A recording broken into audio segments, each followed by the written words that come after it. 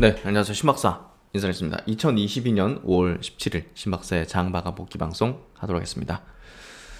오늘 시장은 모처럼 좀 반등 만들어냈죠. 네, 전반적으로 이제 실적 수반한 이제 성장주들, 대표적으로 이제 반도체, 그리고 2차전지 중심으로 이제 강세를 좀 보이는 흐름, 그리고 바이오 섹터도 이제 전반적으로 좀 우호적인 어떤 이제 흐름들 좀 나와준 것 같고요. 무엇보다 삼성전자, 코스피 시총 1위 삼성전자, 그리고 코스닥 시총 1위 에코프로비앱이 이제 강세를 띠면서 시장을 좀 이끌어주는 형태. 오늘은 시총 상위주가 이끌어주는 게 좋은 거죠, 사실. 그래서 그런 부분에서 오늘 수급적인 부분도 그렇게 나쁜 건 아니었고, 양호한 어떤 흐름이었습니다. 하지만 추세적으로 아직까지 돌아섰다, 그리고 경제적인 부분이 어떤 개선되고 있다, 이런 것들은 아니기 때문에 기술적인 반등 정도라고 좀 아직은 좀 봐야 될 것 같고요. 오늘 하반기 경제 전망에 대한 자료도 같이 체크해보면서 우리가 또 하반기까지 한번 생각해보는, 그 내용들도 한번 이야기해보는 시간 가져보도록 하겠습니다. 오늘 코스피 지수, 코스닥 지수 한 1% 내외 정도 상승했는데요. 코스피가 0.9% 상승, 그리고 코스닥이 1.1% 상승. 거래대금 조금 이제 거래대금이 이제 크진 않았어요, 사실. 코스닥도 5.8조니까 작은 수준이었고, 그래도 양시장 모두 상승 종목수가 압도적으로 좀 많았던 그런 강세장이었고, 코스피 쪽에서 오늘 외국인은 1,500억 정도 매도했지만 기관이 4,600억을 순매수했고, 코스닥은 외국인은 이제 그냥 똔똔 정도, 기관이 700억 정도 순매수, 그리고 외국인이 선물 쪽에서 2,200계약 정도를 이제 순매수했습니다. 어제 이제 미국장이 나스닥이 1% 정도 빠졌죠. 혼조권 정도라고 좀 표현할 수 있을 것 같고, 특별한 내용은 없습니다. 니케이 증시가 0.4% 강세 마감했고, 홍콩이 오늘 좀 올랐네요. 3% 강세, 대만이 1% 가까이 강세, 이제 상해 증시가 0.46% 강세해서 아시아 전반적으로 이제 좋은 모습들, 국내 증시도 1% 내외 좋은 모습들을 보여줬습니다. 지수 일단은 그 해외 쪽으로 한번 보도록 하죠. 원달러 환율이 조금 밀리긴 했지만 상승 추세의 흐름을 완전 꺾었다고 아직은 보기 좀 어려울 것 같아요. 그래서 사실 시장에서 우려하는 게 뭐겠어요? 급진적으로 미국이 이제 금리 인상하게 되면 한미 간의 금리 역전이 벌어질 수 있다는 그런 우려감이 분명히 있죠. 그렇게 되면 이제 달러가 이제 국내 시장에서 빠져나갈 요인이 커지고, 거기에 따라서 국내 이제 자본시장도 상당히 좀 불안정해지는 그런 흐름이 전개되니까 그게 상당히 좀 우려하는 어떤 포인트라고 생각이 되고요. 그런 부분에서 이제 선제적으로 원달러 환율이 좀 오른 거일 수도 있고, 여러 가지 어떤 지금 대외적인 여건은 개선되는 거 없이 안 좋은 상황이 좀 계속 이어지고 있다. 여전히 그렇게 좀 보면 될 것 같고요. 하루 이틀 정도 오른 거 이런 가지고서 이제 우리가 우호적인 시각으로 좀 바라보기는 아직은 좀 이제 바라보기에는 조금 부족하다, 이렇게 좀 해석하는 게 맞을 것 같아요. 그래서 이제 코스피 지수 차트도 오늘 이제 플러스 흐름을 내긴 했지만, 아직까지 이 지지 라인이 저항 라인이 됐잖아요. 이거를 강력하게 뚫고 위로 올라가는 흐름, 아직까지는 그런 흐름이 좀 나오지 못했어요. 오늘도 어떻게 보면 2650을 강하게 빵 뚫어준다든지 2700까지 그냥 다이렉트로 빵 이렇게 장대 양봉에 거래대금 터지면서 올라가면 조금 이제 나아진 어떤 흐름들을 좀 예상해 볼 수 있지만 아직 그런 흐름은 없죠. 코스닥 증시도 마찬가지로 아직까지 이제 지지 라인이 저항 라인이 됐는데 그걸 강하게 뚫고 위로 올라와주는 모습은 전개되지 않고 있기 때문에, 거래대금도 오늘 작았기 때문에 상승에 대한 추세 전환은 이제 아닐 가능성이 높고, 거래대금이 이제 안 붙잖아요. 거래대금이 안 붙다는 거는 양봉일 때 상승의 힘이, 그러니까 상승을 이제 예상하고 상승을 전망하는 수급이 강하게 붙어준다는 거, 돈이 이제 논다는 거거든요. 그런 확신을 가진 자금들이 아닌, 그냥 이제 오늘은 그냥 조정 중에 상승을 해주는 그런 형태라고 보면 될 것 같아요. 그래서 이제 일별 수급 동향을 보면 최근에 외국인들 계속 매도하는 경향, 기관이 이제 매수하긴 했지만 단기적인 수급에 그치는 좀 금융투자 중심으로 이제 매수세 유입이라는 거, 이게 조금 그렇게 개선된 점은 아니라고 보고요, 추세적으로. 그리고 코스닥 쪽도 이제 뚜렷하게 개선되는 흐름의 어떤 흐름 수급은 좀 아닌 것 같아요. 그래서 여전히 뭔가 좀 돌아서는 그런 느낌의 이제 수급이든 추세적인 부분이든 또 명분적인 어떤 흐름이든 지금 시장에 누르는 글로벌적인 매크로단의 어떤 부분에서 개선된 점은 없잖아요. 예, 그게 결국은 이제 이게 단순 기술적 반등 정도에 아직까지는 그치고 있다. 이렇게 좀 얘기할 수밖에 없는 포인트다. 이렇게 좀 해석하는 게 맞을 것 같고요.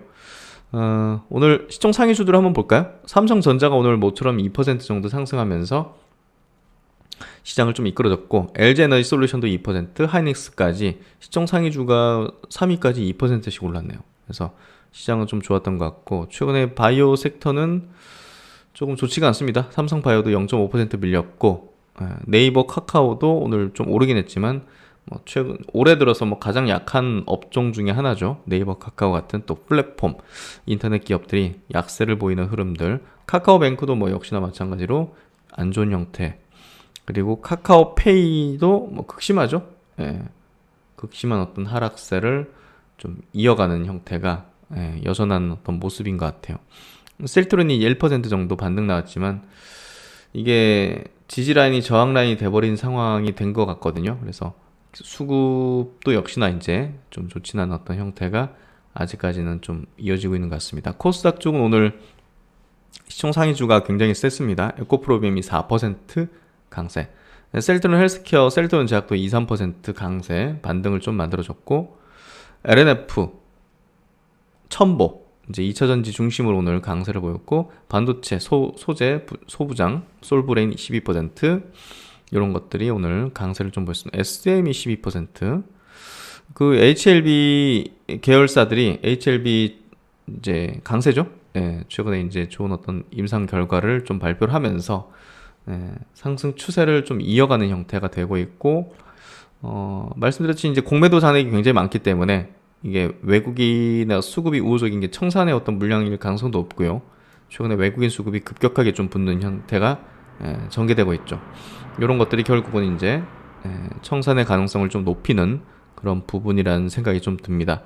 대주전자재료 6%, 2차전지 관련 종목들 여전히 좋은 형태 나오고 있고, 케어젠이 8% 강세. 그래서 일부 이제 바이오 섹터의 어떤 종목군들, BH, 이녹스 첨단 소재, OLED 관련된 종목군들 나쁘지 않은 흐름들 좀 보여준 것 같습니다. 그래서 오늘은 반도체, 소부장 내지는 2차전지 소재들의 강세가 좀 도드라졌고요. 오늘 보니까 이제 조선주들, 대우조선해양이라든지 현대중공업, 또 중소형주단으로는 세진중공업 이런 기업들이 있는데, 사실 최근에 이제 장세가 어떤 섹터군에서 종목군들이 추세적으로 막 뻗어가는 식으로 나오진 못하거든요. 그러니까 우리가 전략을 잘 짜야 돼요. 사실 우리가 이 섹터의 5년 미래를 긍정적으로 봐서 5년의 장기 투자를 하겠다는 시각 이런 것들이 아니라면 사실 끊어쳐야 되는 시장이긴 해요. 추세적으로 움직이지 못하는 시장이거든요. 그만큼 돈이 부족한 거예요. 돈이 빠져나가는 가운데서 계속적으로 올라오면 팔고자 하는 어떤 그 니즈가 있는 거잖아요, 사실. 그러니까 뭔가 좀 빌미만 생기면 이제 그런 식으로 쳐버리고 빨리. 그러니까 결국은 조금 배트를 짧게 잡는 어떤 전략들이 필요할 수 있다. 내가 장기 투자하는 사람이 아니라면. 사실 투자자의 95%는 장기 투자가 아니잖아요, 사실.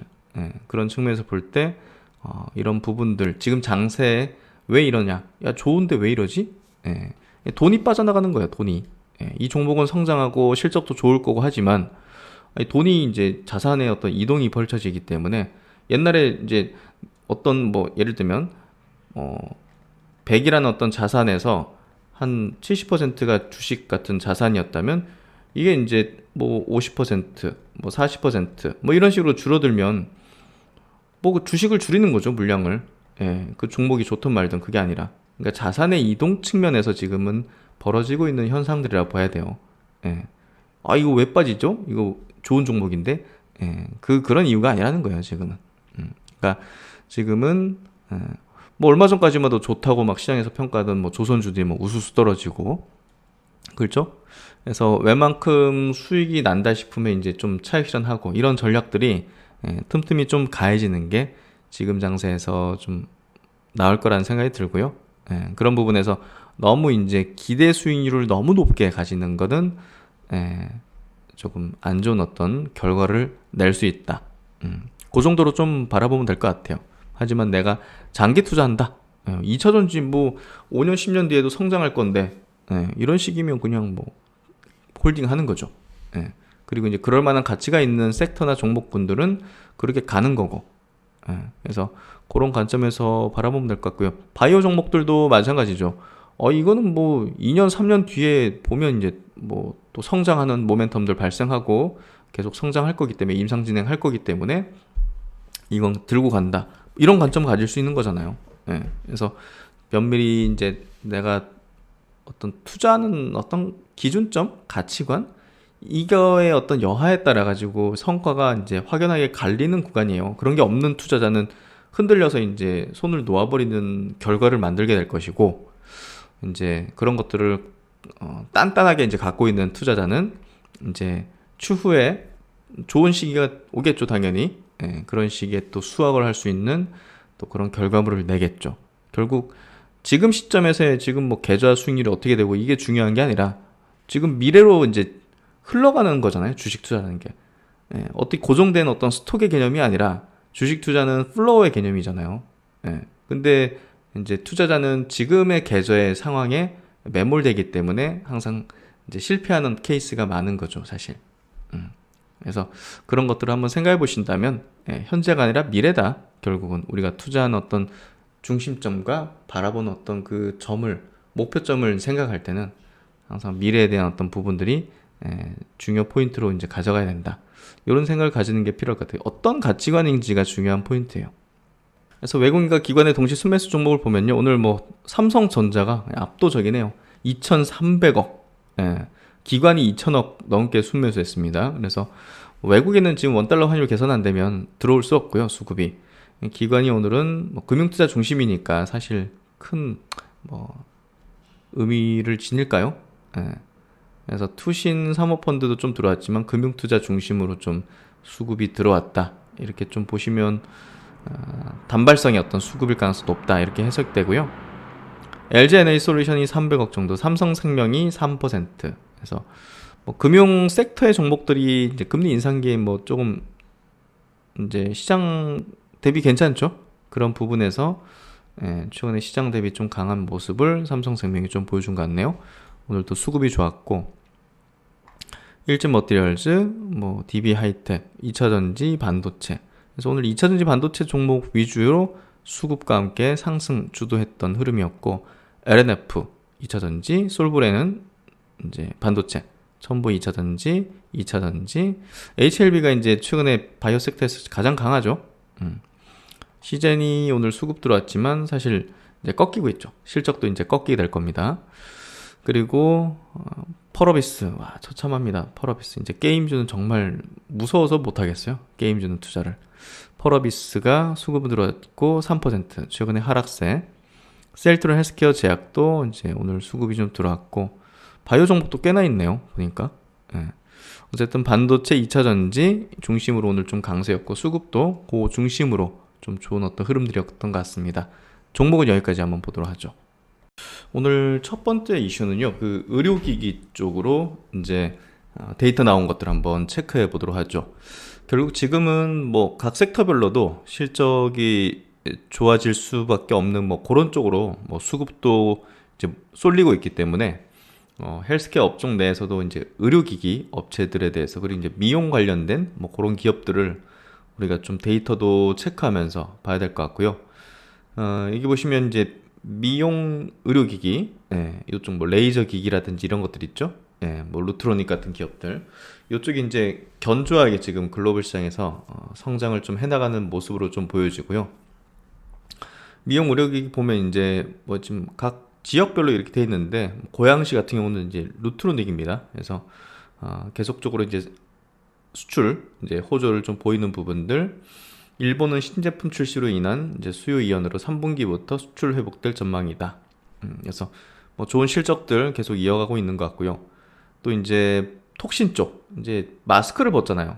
마스크를 벗는다는 거는 사실 미용에 상당한 또 이제 투자를 하는 시점이 확실히 되는 거죠, 사실.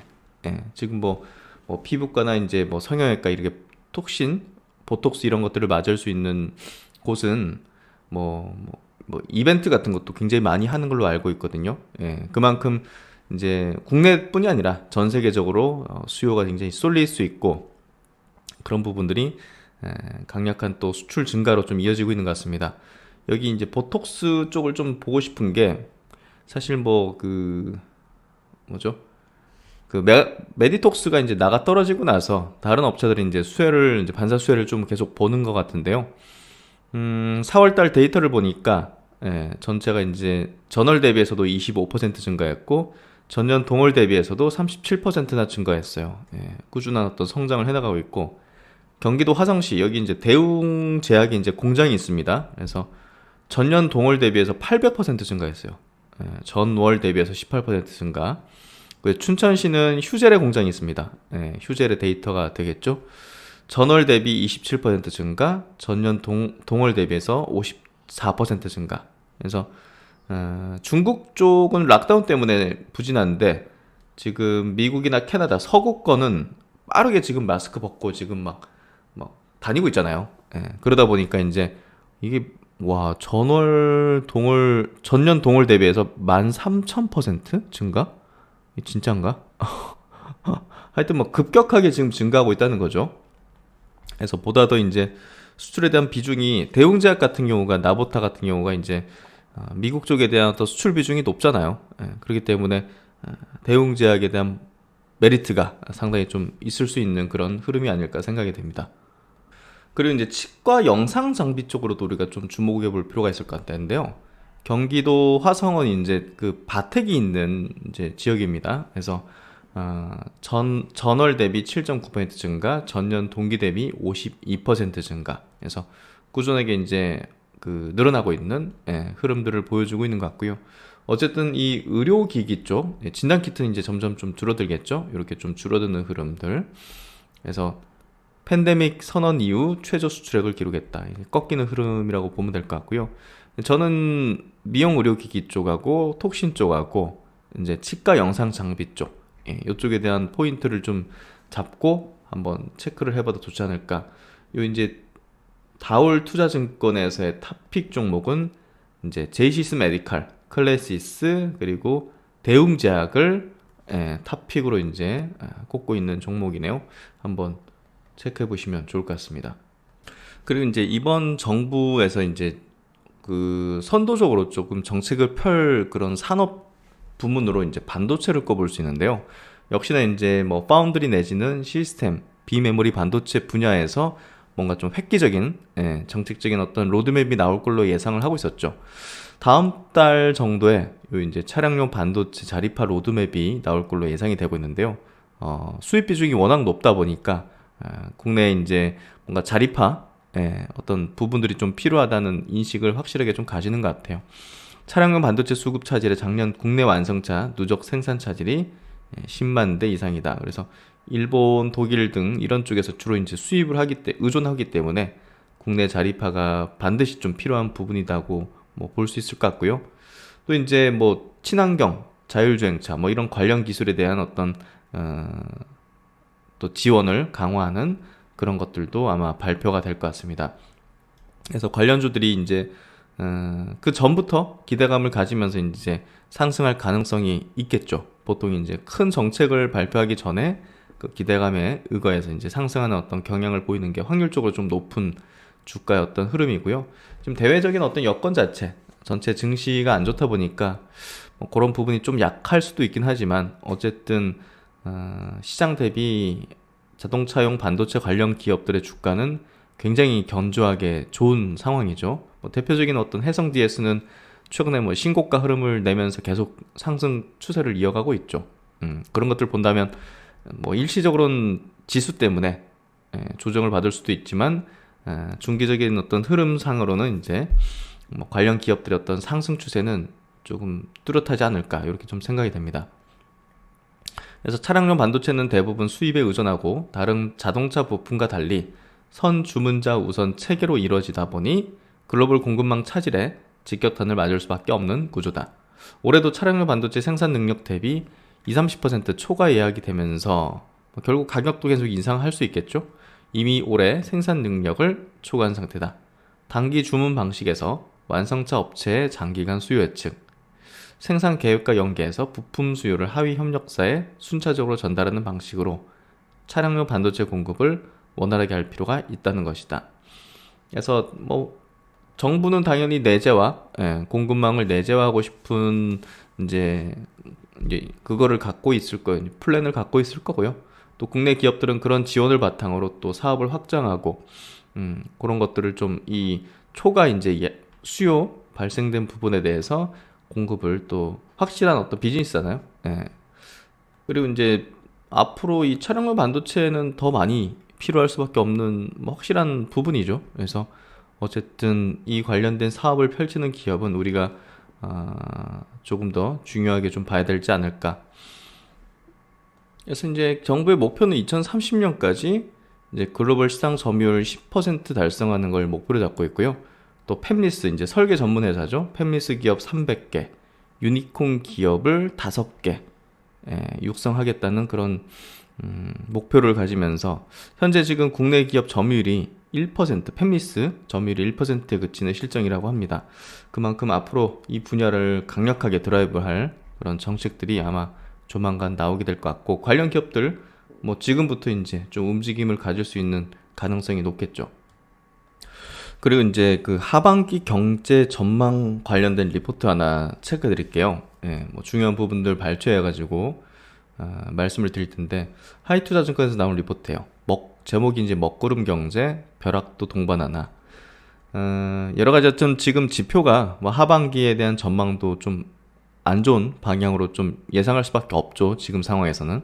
그래서 먹구름 경제라는 표현을 한 것 같고, 그렇다면 이제 그 벼락, 크러쉬 같은 그런 상황도 동반할 수 있을까 하는 그런 어떤 분석 내용입니다. 한번 체크해 보면요. 일단 금리를 인상하는 흐름이 전개된다는 것은 뚜렷하게 어떤 변화가 나온다고 계속 얘기를 드렸는데, 결국 안 좋은 어떤 방향의 어떤 현상들이 좀 나올 수밖에 없어요, 사실. 이제 금리를 인상하면 이제 돈을 빌린 쪽에서 부담을 느끼는 게 당연하죠. 개인들도 대출을 낸 쪽, 기업들도 대출을 낸 쪽, 이런 쪽에서 뭔가 좀 큰 어떤 그 복잡하게 들어가고 거대해진 그런 상품들 같은 경우는 버블에 터지듯이 이렇게 될 수도 있는 거고, 그게 이제 예전에 2008년도 금융 위기였던 거고, 미국의 서브프라임. 그래서 어떤 것들이 있을까 하는 그런 전망들, 예상들, 분석들을 한 건데요. 일단 금리 인상 국면에서 대표적인 저신용, 변동금리 상품인 레버리지 론의 어떤 위험이 부각될 수가 있다. 이 레버리지 론이 뭐냐면, 기업들이 이제 대출을 낼 때 신용도 좀 낮은 그런 기업들이 있지 않습니까? 부채도 많고 그런 기업들이 조금 고금리로 이제 빌리는 그런 어떤 그 변동금리 기업 대출을 이제 의미한다고 해요. 이 레버리지론 잔액이 지금 굉장히 많이 늘어나가지고 올해 이제 3월 말 기준으로 약 1.4조 달러. 08년 금융위기 직전에 서브프라임 모기지 규모가 이제 당시에 1.1조 달러였는데 그거보다 많은 수준이다. 일단은 그때랑 직접적인 비교는 아니겠지만 그래도 규모 자체가 작지 않다는 거. 그러면 이제 이런 규모의 어떤 론이 금리 인상 국면에서는 부담을 느낄 수 있다. 그리고 금리 인상 등으로 이런 기업 부채 문제가 현실화하게 되면 가장 먼저 이슈화될 수 있는 기업 부채는 이런 레버리지 론이 될 공산이 크다 해서 미국의 이제 레버리지 론이 이렇게 증가하는 모습들이 금리 인상과 조금 이제 부담을 줄 수 있는 포인트가 될 수 있다. 이런 얘기를 하는 거고, 이런 것들을 좀 인식하고 있는 게 필요하다는 거죠. 미국이 진짜 급진적으로, 예를 들면 자이언트 스텝 진짜 75bp를 올리고 이런 식이 벌어지게 되면 이런 어떤 대출의 문제들이 좀 발생할 수 있다는 걸 예상할 수 있겠죠. 금리 인상과 함께 기업들의 이자 부담이 급증할 가능성이 큰 것은 사실이다. 다만 경기 사이클이 양호하고 신용 스프레드 및 회사채 금리 등은 기업 부채를 촉발할 수는 아니다. 그 외에 이제 조금 탄탄한 것들, 그런 것들은 크게 이제 부담은 없다는 걸 얘기하는 거예요. 그래서 항상 이제 부실한 쪽에서 문제가 터지지 않습니까? 예, 뭐 개인 딴에서도 이제 뭐 담보가 탄탄한 뭐 집이라든지 뭐 이런 쪽보다는 신용 쪽의 어떤 대출이라든지 이런 쪽이 훨씬 더 이제 부담을 느끼고 위험스럽게 이제 다가갈 수 있기 때문에 그런 부분을 체크하는 게 필요할 것 같고요. 그 다음에 이제 중국 쪽인데요. 중국 쪽은 사실 조금 이제 중속 성장이라고 해야 될까요? 예, 막 8%막 이런 고속 성장이 아니라 뭔가 이제 우리나라도 옛날에는 뭐 8%, 9%, 10% 성장하다가 4, 5% 성장률로 뚝 내려왔잖아요. 2000년대 들면서. 이제 그런 단계로 넘어가는 구간인 것 같아요. 그래서 중국 경제가 3%대 성장률로 다가서고 있다. 이거 많이 떨어지는데 이러면. 제로 코로나 이제 정책에 대한 어떤 휴유증, 더불어서 경기 부양 정책 실지 등이 중국 경기에 대한 경착륙 리스크를 높이고 있다. 점점 더 이제 시간이 지날수록 파람 쪽이 이제 좀 안 좋은 어떤 지표죠. 이런 쪽의 지표들이 점점 늘어나고 있다는 게 지금 중국 쪽에 만약에 이제 벼락이 동반한다. 먹구름이 낀 경제에서 벼락을 동반한다 하면 중국에서 좀 발생할 가능성이 높죠, 사실. 그래서 그 중국의 어떤 문제는 또 한국 경제로 직격탄이기 때문에 이제 위안화랑 같이 좀 동조하는 게 또 원달러 환율이잖아요. 그러다 보니까 최근에 원달러 환율이 이제 이렇게 올라가는 게 위안화하고 똑같이 가는 겁니다, 지금. 그래서 그런 부분하고 좀 연결될 수 있을 것 같고, 특히나 이제 지금 상하이 봉쇄, 이 제로 코로나 방역 정책이 이 내수 경기도 이미 망가뜨리고 있지만 전 세계적으로 이제 공급망, 밸류 체인 단으로 공급을 못 해주는 부분도 큰 영향을 미치고 있다는 거죠. 중국 제조 PMI 지표 보면 뭐 코로나 때랑 비슷하게 지금 내려온 상황이에요. 심각하죠. 중국 자동차 판매 부진도 역시나 코로나 때 비슷하게 지금 내려오고 있어요, 최근에. 그러니까 정말 최악인 거죠, 중국은 지금 현재. 이러다가 이제 뭔가 좀 부실한 쪽에서 터질 수 있다는 거예요. 그게 이제 중국이 조금 더 위태로워 보이고 위험해 보인다는 거고, 결국 이런 것들은 이제 금융시장에서 뭘로 반영됩니까? 보통 이제 환율 그리고 CDS 프리미엄 같은 걸로 반영이 되잖아요. 위험하면 이제 뭐 환율 가치가 급락하고 또 CDS 프리미엄, 뭐 부도 수합 같은 거 이런 것들이 막 급등하는 이런 현상이 벌어지는데 그 두 가지가 같이 벌어지고 있다는 거예요. 그래서 중국 경제의 어떤 경쟁력 리스크가 좀 높아지고 있는 그런 어떤 지표들이 지금 좀 나타나고 있다. 중국 경제는 중진국 함정에 진입하고 있다. 이제 중국의 이제 1인당 GDP가 쭉 이렇게 올라오는데 뭐 우리나라랑 비슷하게 이렇게 쭉 올라왔는데 우리나라 같은 경우는 1인당 GDP가 한번 쑥 했잖아요. 그러니까 요 한국 검은색 요 그래프는 한국의 1인당 GDP인데 4년부터 2006년까지예요. 그러니까 중간에 중진국의 좀 함정에 빠지면서 우리나라도 덜컹거렸는데 중국이 이제 그런 시점에 좀 도달한 게 아니냐. 뭐 중국의 어떤 소득이나 인구 사이클을 고려할 때 한국의 그동안 가정하고 비춰볼 때 지금이 좀 덜컹거리는 그런 구간이 아니겠는가. 이렇게 좀 예상을 뭐 통계적으로 하는 것 같고, 고령층의 인구 비중이 빠르게 증가하면서 중국은 고령화 사회를 넘어서 고령 사회로 진입을 했다는 거. 중국도 고령화가 심각합니다. 그래서 한 명만 낳자 그 정책이 이제 폐지가 됐죠. 그래서 그런 부분들, 성장 모멘텀 강화보다는 경제 안정에 초점을 둔 정책 추진이 좀 예상된다는 점, 이런 것들이 중국의 약간 좀 경기 둔화, 경제 성장의 어떤 둔화를 좀 야기시키고 있다. 이렇게 좀 보면 될 것 같고, 그럼 유럽 쪽으로 넘어와서 유럽의 경제의 30%, 유로존 전체 GDP 30% 차지하는 국가는 바로 독일이죠. 독일이 부진하면 유럽 전체가 부진해지는데, 사실 독일은 어떻게 보면 유럽의 공장이죠.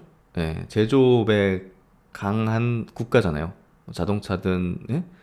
그래서 이제 그 가스를 쓰는 비중이 굉장히 높은데 그 가스의 의존도가 러시아에 많이 이제 수급을 받고 있다는 거죠. 근데 러시아가 최근에 이제 저렇게 전쟁을 일으키면서 막 가격도 올라가고 또 이제 끊을 수도 있다는 그런 우려감. 그래서 그런 것들이 지금 독일이, 이탈리아도 그렇겠지만 굉장히 좀 어려운 상황에 처해 있고, 결국 이제 우크라이나 사태로 독일은 자동차 생산은 물론 가정용 전력 가격 급등으로 인한 소비 위축, 이런 부분들이 이제 크게 확대되고 있다는 거죠. 인플레 우려가 가장 크게 극심한 거예요, 결국. 유럽 주요국 중 독일의 경제적 손실이 클 것으로 보인다. 유로존 전체 GDP 중 30%를 차지하고 있는 독일 경기가 부진할 경우 유로존 경기에도 악영향을 미칠 것이다. 그래서 러시아의 전쟁이 지금 유럽 주요국 중에서 독일의 경제적 손실을 크게 만들고 있다는 거, 그 부분이 지금 조금 우려스러운 어떤 부분인 것 같아요. 영국은 천연가스 자체 생산 비중이 높군요. 프랑스는 원전을 통한 발전 비중이 높고, 독일이 이제 지금 러시아 제재로 직격탄을 맞이하고 있는 그런 대표 국가로 보여지네요. 참 어려운 상황인 것 같습니다. 그래서 하반기에 대한 어떤 전망 자체가 사실 좀 좋지는 않고, 유럽 같은 경우는 이런 전쟁 사태가 장기화되면서 에너지 대란 현실화가 이제 결국 경기 침체 여부를 결정하는 그런 상황이 되고 있고요. 우려보다는 제조업 및 고용시장 등은 견조한 상황이어서 침체 리스크에 대한 방어력은 좀 보유하고 있다. 일단은 아직은 괜찮은 것 같은데, 이게 좀 오래 지속되면 침체로 이어질 가능성은 충분히 열려 있는 것 같아요. 그러면 이제 한국 경제로 들어와서, 지금 국내 경기 선행지수 이 부분이 사실 좀 이렇게 떨어지는, 이 주황색 선이죠. 떨어지는 어떤 흐름들을 보이고 있다는 게 연초 들어서 이제 둔화되고 있는 게 경기 모멘텀이 좀 부담 요인이 되고 있고, 다만 동행지수 순환 변동치가 예상외로 강한 상승세를 기록하고 있다. 대외 상황에 따라서 동행지수 순환 변동치 하락세가 빨라질 가능성이 잠재해 있다. 일단 선행지수가 중요하겠죠. 선행지수 내려오는 부분들이 부담으로 좀 작용되는 것 같고, 특히나 이제 우리나라 경제는 ICT, 전기전자 이제 업종의 사이클이 중요하겠죠. 연초부터 급격하게 둔화되고 있어 국내 경기 모멘텀 약화를 뒷받침해주고 있다. 다만 3월 달에 ICT 출하 재고 사이클의 하락세가 좀 일단락되었다. 추세적 반등이 나타날지는 미지수다. 아직 좀 알 수 없는데 좀 부담스러운 어떤 수치, 지표들이 연초부터 좀 나타난 것 같아요. 한국 경제는 IT로 돌아가는 국가잖아요, 사실. 그쪽에 좀 안 좋아진다는 거는 좀 전체가 부담을 느끼는 부분이죠. 일단은 국내 수출 경기에서도 미국과 중국 경기의 차별 현상이 뚜렷하게 확인되고 있다. 우리나라가 이제 미국에 수출하는 건 좀 좋은데, 미국 경기 사이클이 나쁘지 않으니까. 근데 중국 쪽은 3월부터 뚜렷한 하향세가 나타나고 있는 거죠. 이 주황색이 대중 수출, 검은색이 이제 대미 수출인데 완전히 다르네요. 그래서 여기서 이제 미국까지 조금 더 둔화되면, 이거 좀 불안하네요. 어쨌든 지금 하반기에는 좀 부담을 느낄 수 있는 흐름으로 지금 가고 있다는 거는 지금 아직까지는 수치적으로 그렇게 나오고 있기 때문에, 여기서 큰 어떤 변동사항이 없다면 이런 흐름이 역시나 이제 부담 요인으로 될 걸로 생각이 되네요. 국내 제조업 경기 입장에서 미국 경기보다는 중국 경기 모멘텀 회복이 관건이다. 2분기 중으로 우크라이나 리스크 완화, 함께 중국 경기 부양책 실시와 이에 따른 경기 모멘텀 반등 가시화 여부가 중요할 것이다. 중국이 저렇게 안 좋다면 중국 정부가 이제 경기 부양책을 펼 가능성이 있잖아요. 그래서 그런 부분들이 모멘텀을 조금 돌린다든지, 그리고 우크라이나 리스크가 좀 완화된다든지, 이런 것들이 필요하다. 그런 것들이 있으면 이제 개선될 수 있지만, 그런 게 없다면 이 수치의 흐름대로 하반기에도 먹구름 경제가 이어질 것이다. 이렇게 좀 해석을 해볼 수 있을 것 같습니다. 그래서 오늘 장 이렇게 좀 마무리 지어봤는데요. 오늘 경제 전망 자료 한번 곰곰이 생각해 보시면 좋을 것 같아요. 어쨌든 데이터로 나오는 수치들, 팩트인 거잖아요, 사실. 그런 지표들이 좀 안 좋은 어떤 흐름들을 예상을 할 수밖에 없는 상황이 되고 있고, 좀 어떤 변화되는 점이 없다면 사실 하반기에 경제에 대한 부분도 좋진 않겠죠. 그래서 그런 걸 감안해서 우리가 전략을 좀 짤 필요가 있다. 인플레 환경 자체를 상수로 두고 전략을 짤 필요가 있다. 저도 이제 그런 관점에서 이제 전략들을 또 서칭들을 계속 하고 있는 상황이고요. 그런 것들을 인플레 환경 속에서 또 좋을 수 있는 그런 기업들을 중심으로 이야기를 드리고 분석을 해드려서 또 전략에 좀 참고하실 수 있도록 해드리도록 하겠습니다. 네, 오늘도 고생 많으셨고요. 신박사 또 다음 시간에 좋은 내용으로 뵙도록 하겠습니다. 감사합니다.